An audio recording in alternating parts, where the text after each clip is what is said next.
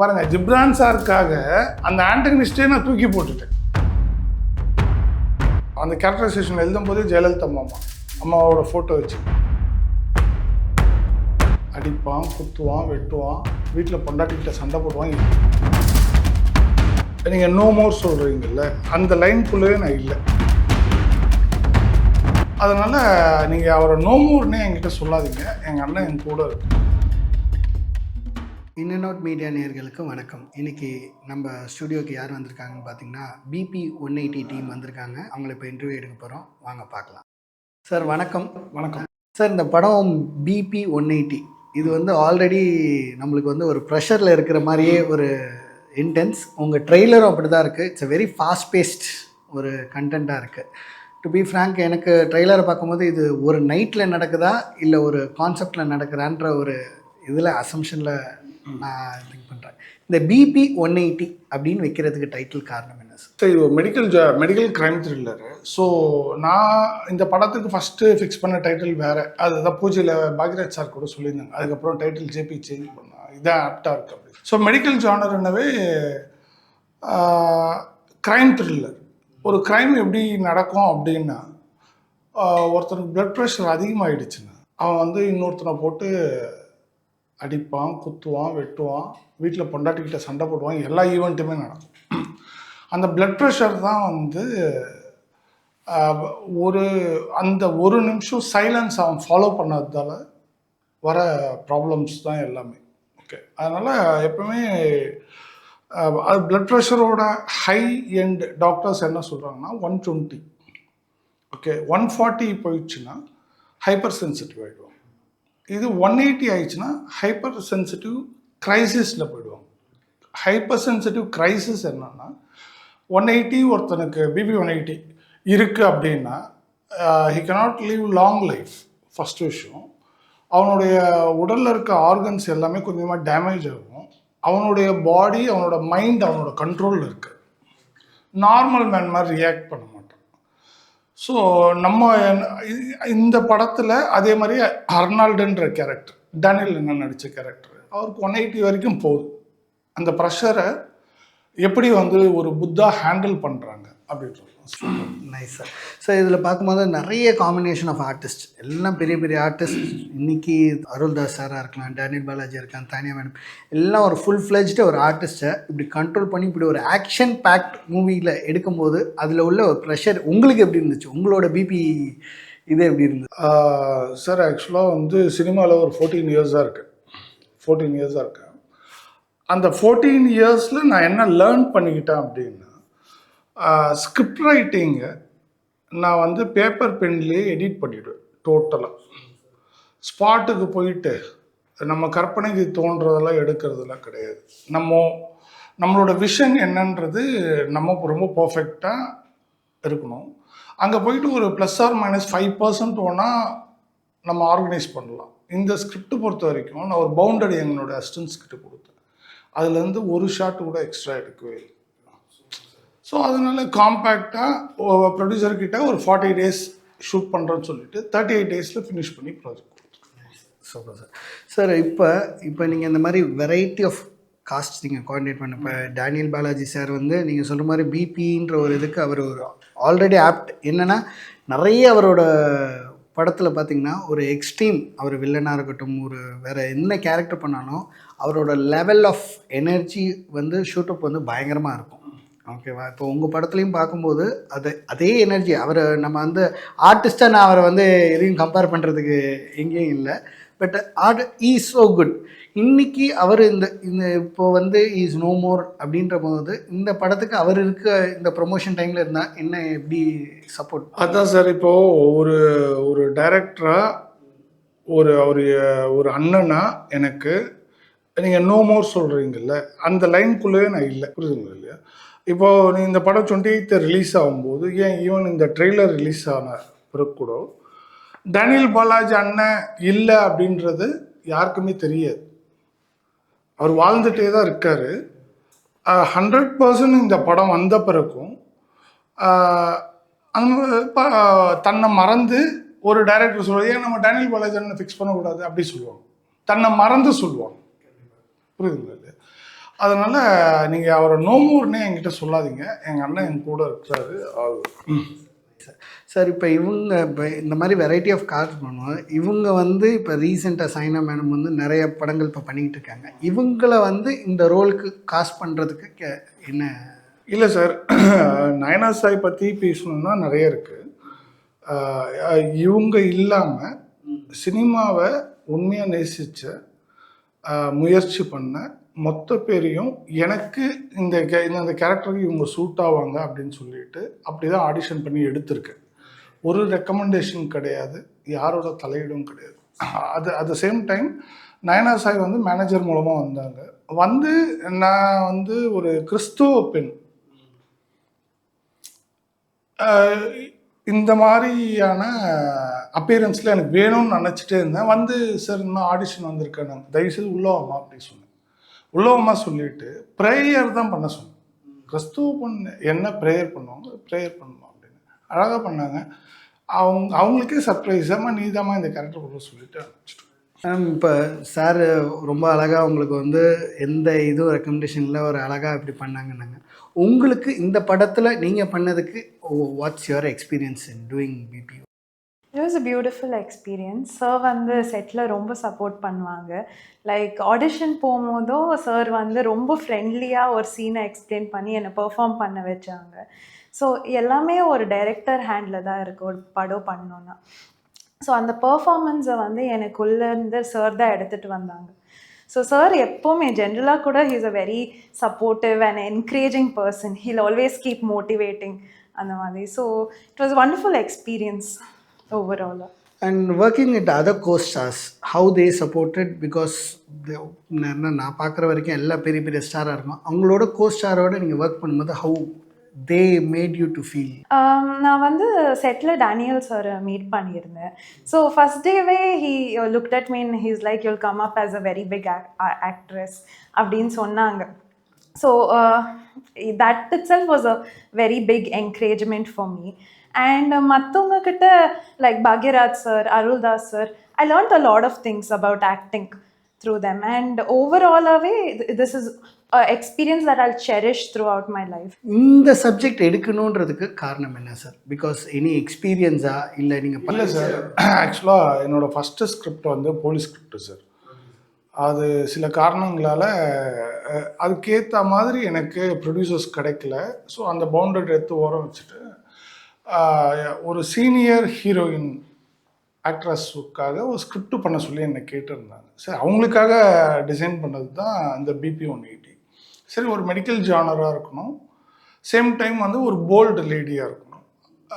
அதுதான் நான் last interview கூட சொல்லியிருந்தேன். ஆக்சுவலாக அந்த கேரக்டரைசேஷன் எழுதும் போதே ஜெயலலிதா அம்மாவோட ஃபோட்டோ வச்சு அவங்களோட இன்டர்வியூஸ் எல்லாம் பார்த்துட்டு அவங்களுடைய போல்ட்னஸ் இருக்குல்ல, அது மாதிரி யாருமே இருக்க முடியாது. அவங்க ஆக்சுவலாக இப்போ நான் ஆஸ் அ டிரெக்டராகவே பார்த்தீங்கன்னா நான் பெரிய ஃபேன் ஆக்சுவலாக அவங்களுக்கு. பொலிட்டிக்கலாக இல்லை, ஜென்ரலாக வந்து போல்டாக இருப்பாங்க. ஸோ அந்த கேரக்டரைசேஷன் தான் வந்து தானியா மேடம் கிட்ட அந்த எக்ஸ்ப்ரெஷன் வாங்குறதாகட்டும், எனக்கு இப்படி தான் வேணும் மேடம் அப்படின்னு ரொம்ப கிளியர் கட்டாக தானியா மேடம் எனக்கு நல்லா கோஆப்ரேட் பண்ணாங்க. எல்லாமே ஒரு டேக் தான். தானியா மேடம் இதுக்கு முன்னாடி பார்த்தீங்கன்னா ஒரு பப்ளிக் கேர்ளாக தான் நடிச்சிருப்பாங்க. எல்லாத்துலேயுமே ரொம்ப காமனாக ஒரு பியூட்டிஃபுல் ஒரு கேர்ள், ஒரு அட்ராக்ஷன் அப்படி தான் இருக்கும். ஆனால் இந்த படத்தில் வந்து அதெல்லாம் எதுவுமே இருக்குது. இந்த படத்துக்கு என்ன தேவையோ அதை மட்டும் பண்ணுங்க மேடம் சொல்லிட்டு அதை மட்டும் வாங்கிட்டு அவ்வளோ. சார், இப்போ நீங்கள் சொல்லும் போது தான் எனக்கு அது ரொம்ப ரிலேட் ஆகுது. என்னென்னா, நான் இப்போ இந்த ட்ரெய்லர் பார்க்கும்போது தானியா மேடம் ஒரு சட்டிலாக, அதே சமயம் ஒரு போல்டு, ஒரு காம்னஸ், அதான் ஒரு காம்னஸில் அந்த ஒரு போல்டு இருக்குது. இப்போ நீங்கள் வந்து அதுக்கு நீங்கள் ஜெயலலிதா மேடம் ஒரு ரெஃபரன்ஸ் எடுக்கும்போது என்னால் நீங்கள் அதை சொல்லி அவங்க அதை உள்வாங்கி அதை பண்ணது வந்து ரொம்ப ஆப்டாக தெரியுதுன்றதுக்காக சொல்கிறேன். அது சார், அவங்க வந்து ஆல்ரெடி அவங்க நல்லா வெல் க்ரூம் பண்ணிட்டாங்க சார் இதுக்கு முன்னாடி வந்த படங்கள்லேயே. ஸோ அது இல்லாமல் அவங்க வந்து என்ன வேணும் அப்படின்றத ரொம்ப தெளிவாக ஒரு 5 to 6 டைம்ஸ் கேட்டுப்பாங்க, ரொம்ப கிளியர் கட்டாக. அந்த எமோஷனை அழகாக பண்ணுவாங்க. பொதுவாக அருள்தாஸ் சார் வந்து அதிகமாக போலீஸ் கான்ஸ்டபிளாவோ இல்லை போலீஸ் கேரக்டராக பண்ணுவாங்க, இல்லை அட் அண்ட் ரைட் ஒரு காமெடியாக. இதில் ஒரு பொலிட்டிக்கல் இதுவாக மட்டும் இல்லாமல் எனக்கு உங்கள் படத்தை பற்றி நான் நிறைய உங்கள் ட்ரெய்லர்லேருந்து நான் இது என்னென்னா எனக்கு எல்லாருமே வந்து ஒரு பவர்ஃபுல்லாக அடுத்தது என்ன நெக்ஸ்ட் என்ன நடக்க போகுதுன்ற ஒரு எட்ஜ் ஆஃப் த சீட்லேயே வச்சுருக்கீங்க. இந்த எட்ஜ் ஆஃப் த சீட் இருக்குல்ல சார், அதான் ஒன்லைன் ஆக்சுவலாக நம்மளது, அதான் ஒன்லைனு. த செகண்ட் திங் என்னன்னா, ஒரு ஏஞ்சலுக்கும் ஒரு டீமனுக்கும் வார். ஓகே, ஏஞ்சலுக்கும் டீமனுக்கும் வார், அதுதான் விஷயம். இன்னொரு விஷயம் என்னென்னா, இன்னைக்கு வந்து எல்லாரும் எப்படி ஆகிட்டாங்கன்னா, ஒரு 1 மந்த்தில் ஓடிடியில் படம் வந்துடும் பார்த்துடலாம் அப்படி லீஷர் ஆகிட்டாங்க. இப்போ இந்த மாதிரி படத்தை வந்து தியேட்டர் எக்ஸ்பீரியன்ஸ் பண்ணணும். தியேட்டர் எக்ஸ்பீரியன்ஸ் பண்ணணும் அப்படின்னா அதுக்கேற்ற கதைக்களமும் ஸ்கிரிப்ட் மேக்கிங்கும் இருக்கணும். இன்னைக்கு இருக்க என்ன மாதிரி டெபியூ டைரக்டர்ஸ் எல்லாருமே டு த கோர் ஒர்க் பண்ணுறாங்க. To the core. எப்படி வந்து யூடியூப் சேனலில் 10 செகண்ட்ஸ்க்கு ஒரு ரீலில் ஒரு ஸ்டோரியே சொல்கிறாங்க பாருங்கள், என்ன க்ரியேட்டிவ் சென்ஸ் அவங்களுக்கு. அப்போது ஒரு படத்துக்கு நம்ம ஒர்க் பண்ணுறதா இருந்தால் ஃபஸ்ட் லைன் வந்து ப்ரொடியூசரை காப்பாற்றணும்னு சொல்லியிருக்கணும். Save the producer. Okay, what is the budget of the film, அந்த பட்ஜெட்குள்ளே என்ன பண்ண முடியும். ஓகே, நான் இத்தனை 5 கேரக்டர்ஸ் இருக்காங்க, 5 கேரக்டர்ஸ் அவ்வளோ டிஃப்ரெண்ட் லொக்கேஷன்ஸு, இது வந்து ஒரு பெரிய படமாக தெரியும் எல்லாருக்குமே. ஒரு 30 டேஸில் நாங்கள் இந்த அளவுக்கு ஒர்க் பண்ணியிருக்கோம். ஆக்சுவலாக சார் எந்த இன்டர்வியூலையும் சொல்கிறேன், 38 டேஸும் வித்தவுட் பிரேக். யாருக்குமே லஞ்ச் எல்லாம் கிடையாது. கேட்டு பாருங்க, நான் என்ன சொல்லுவாங்க, லஞ்ச் எல்லாம் கிடையாது. 38 டேஸும் வித்தவுட் பிரேக் இந்த படம். டைரக்டர் சீட்டில் உட்காராமல் ஒரு டைரக்டர் படம் பண்ணானா ஃபஸ்ட்டு டைரக்டர் நானாக தான் இருப்பேன். சரிங்களா? ஸோ அதோட ரிசல்ட் இருக்குல்ல, ஆடியன்ஸ் எப்படி ரிசீவ் பண்ணுறாங்கன்றது, அதுதான் சொல்கிறேன். நான் அந்த அவங்க கொடுக்குற 100 ரூபாய்க்கு நான் வந்து 1,00,000 ரூபாய்க்கு ஒரு விஷயம் காமிச்சிருக்கேன், அவ்வளோ. இல்லை, இப்போ எனக்குமே பார்த்தேன் சார், நீங்கள் சொல்லும்போது நீங்களாக தான் சொல்லணும். இப்போ யார் இந்த படம் பார்த்தாலும் இது ஃபஸ்ட் டேரக்டர்னு சொல்லவே முடியாது சார். நான் ஈவன் இந்த ட்ரெய்லரை வாட்ச் பண்ணால் கூட யாராலையும் அது வெல் எக்ஸ்பீரியன்ஸ்டாக நீங்கள் ஒரு 5-6 படம் பண்ணிட்டு ஒரு பேக் ஃபுல் படம் கொடுக்குற மாதிரி தான் இருக்குது. நானாக இருக்கட்டும், ஆடியன்ஸாக they will be waiting to watch. இந்த மாதிரி ட்ரெய்லர் ஒரு இம்பேக்ட் தான் சார் எல்லாத்தையும் கிரியேட் பண்ணும். உங்கள் ட்ரெய்லர் அந்த இம்பேக்டை கிரியேட் பண்ணியிருக்கு. இல்லை சார், அது நான் மட்டும் இல்லை சார், என்ன மாதிரி ஒரு 50+ ஃபிலிம்ஸ் பண்ண இன்றைக்கும் ஒரு 10,000 டைரக்டர்ஸ் இருக்காங்க சார் கோடம்பாக்கத்தில். ஸோ இஃப் தே கெட் ஆப்பர்ச்சுனிட்டினா டெஃபினட்டாக என்னோட பெட்டராகவும் பண்ணுவாங்க சார். ஆப்பர்ச்சுனிட்டி கிடைக்கல சார், அந்த பெயின் வந்து எனக்கு தெரியும் சார்.